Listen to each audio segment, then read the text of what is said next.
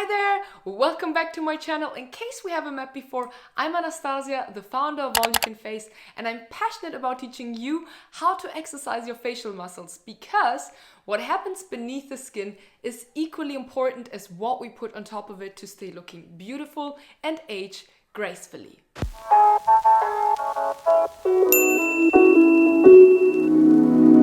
And today we're going to do a video which is very dear to my heart, and we will discuss generally facial exercises and massages, what is actually the difference and which myths and misconceptions do people have, like this will get me more wrinkles or this doesn't work at all. And then we will also talk about some very popular tools and trends which are occurring currently, which in my opinion you could absolutely introduce into your daily routine, or some tools or techniques which you should actually avoid. So let's go! Before we start talking about facial exercises and massages, I would like to introduce you a little bit into the world beneath the skin, because we have over 40 muscles in our faces, and these are the only muscles in our body which are on one side connected to the bone and on the other directly to the skin. This is actually how you can express yourself, move your face, and generally show your emotions and communicate with each other. Throughout our life, we all have individual habits on how we are using our faces.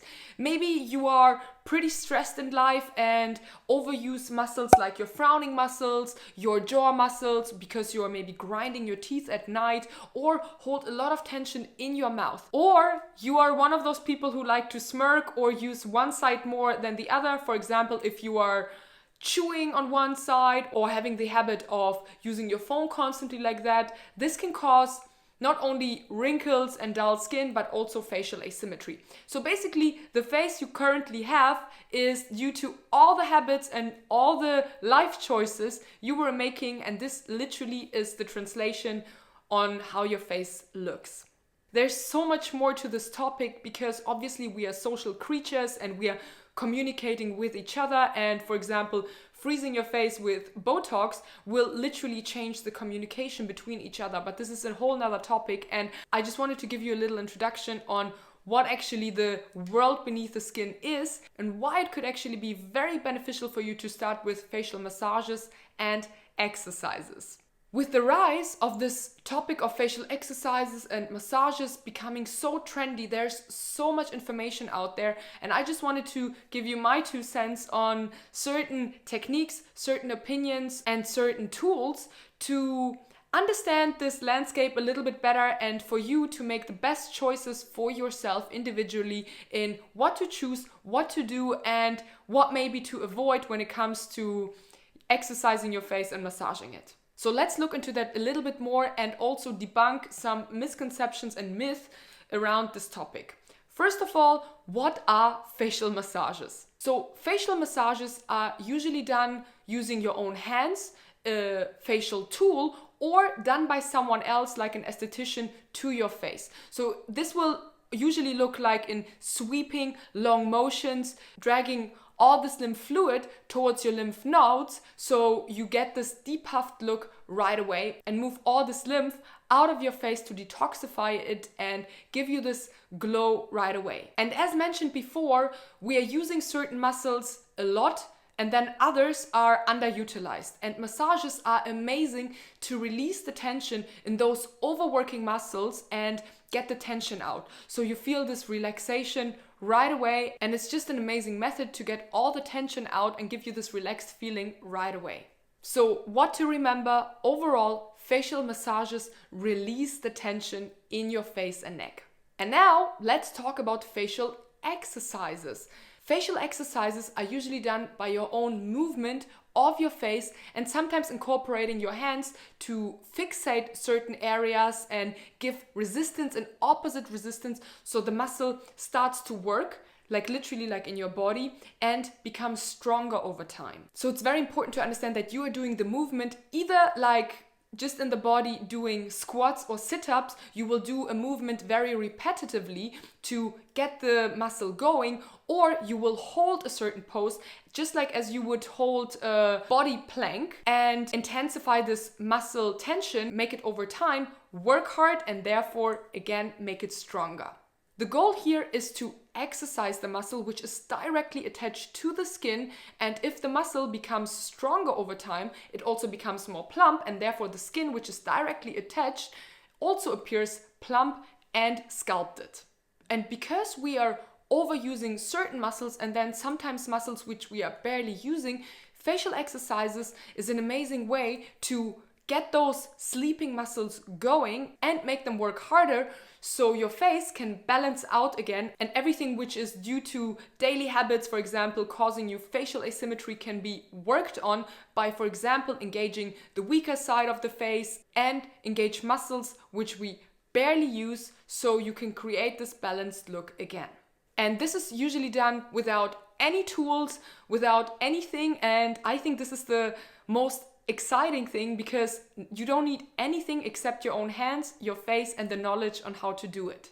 Okay, now that we understand the difference between facial exercises and massages a little bit, let's talk about some misconceptions and myths around these topics. And the number one thing I usually hear is, well, if you're overexpressing yourself and moving your muscles too much, you will create even more wrinkles. And to that I have to say yes and no. While you can achieve amazing results with facial exercises, you absolutely need to understand what exactly you are doing. I'm seeing so many videos on the internet where the instructor does things completely wrong. For example, while doing a movement, frowning extremely or causing wrinkles in other areas. This is obviously counterproductive when doing facial exercises, because while you're maybe engaging one muscle group, you are causing the other muscle group to tension and therefore causing obviously wrinkles. So it is very important, and you should take notice on how the instructor is moving his or her face. And then I also see videos where people exercise certain muscles in the face which absolutely need to be relaxed because they are already tensed, and this can cause spasms in the muscles and give you even more tension and even more wrinkles, obviously.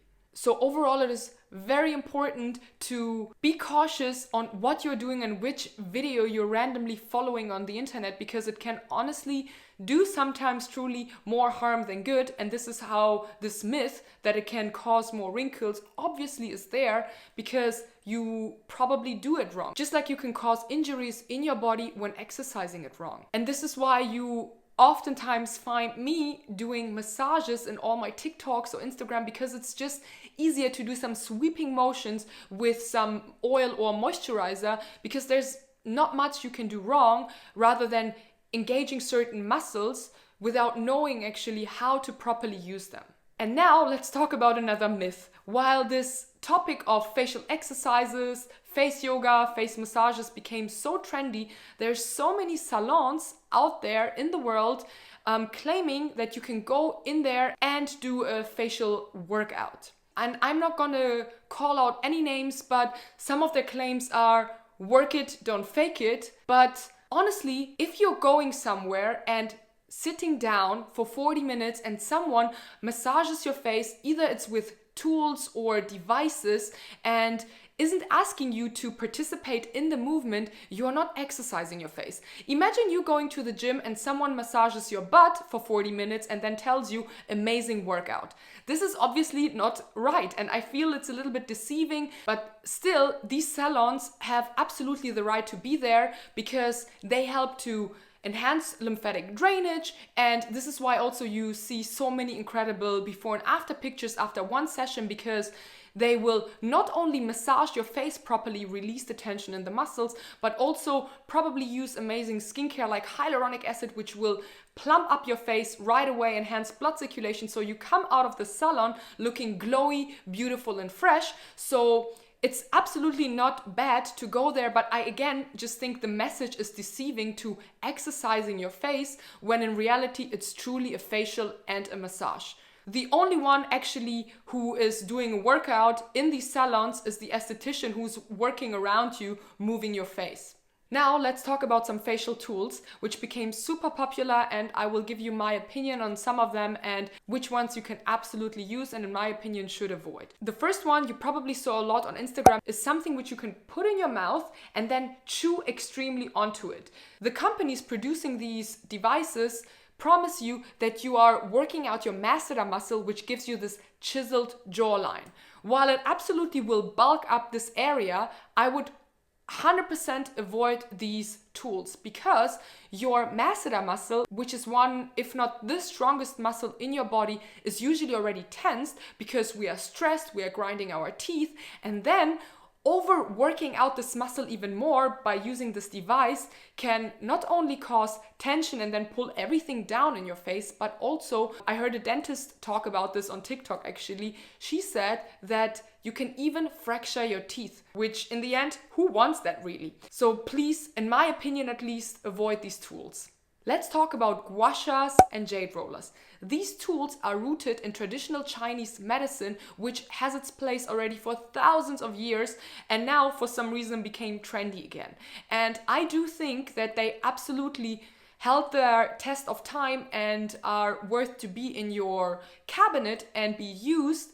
Just know that they are absolutely only there to enhance lymphatic drainage, and if you are taught by someone who really does it correctly, you can even help with inflammation, enhance your immune system. And I actually made an entire video why lymphatic drainage is so important to your overall health and beauty, so I will link this below, so have a look. And because these tools became so trendy, I see so many influencers or experts selling these tools and using them completely wrong. So please make sure if you're learning gua sha techniques or jade rolling, make sure you have a teacher who not only teaches you how to use them, how to place the stone onto your skin, which pressure to use and in which direction to move the stone, but overall give you a holistic introduction into the history, into the world of gua sha, because we're doing it randomly without really knowing what it's really for. Now let's get into another very popular tool, which is the microcurrent. And in my opinion, while people are raving about it and love it, it's semi-effective. It's nothing special, to be honest. And you can actually compare it to something called EMS for the body. I actually did EMS for the body several years ago, where you're wearing a wetsuit and then you have electrodes all over your body, which will pulsate this electronic signal and make your muscles contract while you're doing easy movements.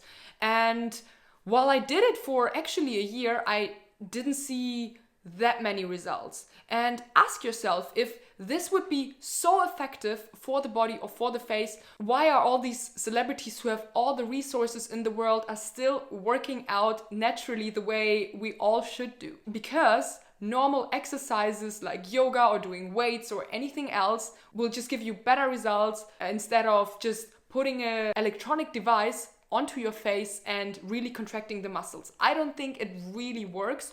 Also, I heard that it can cause you headaches, is also not good for people who have heart conditions, so absolutely be careful when it comes to that as well. So what is the learning out of this video? It is actually quite difficult to navigate through the entire landscape of beauty tools and offerings out there, and even I have some difficulties.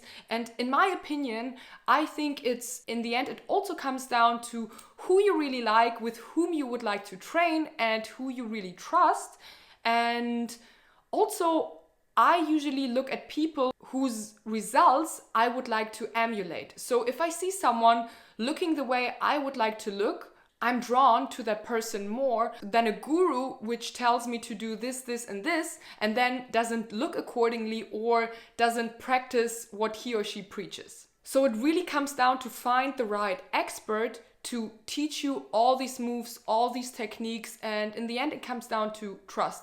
This is why I'm not going to promote my course here. I'm just going to share my personal opinion, which might be not yours, and you might love doing certain things, and this is okay. This is nothing to fight over, because we are all individual, we all have different faces and needs and preferences. So this is my 2 cents when it comes to this topic. So choose wisely with whom you're doing what, and really don't just do random videos of YouTube doing specific exercises for your face, so you're not doing more harm than good to your face. So I hope you found this video useful, and there's obviously so much more to say to this topic, and probably I will make a part 2, or if you have any certain questions, feel free to leave them in the comments below. And if you're generally interested in becoming the best version of yourself and get to know your face better, then feel free to subscribe and hit the notification bell, because it will not only make me happy, but it also support my channel to grow. And yeah, I can't thank you enough to be part of this community, and I'm very looking forward to see you next week. Till then,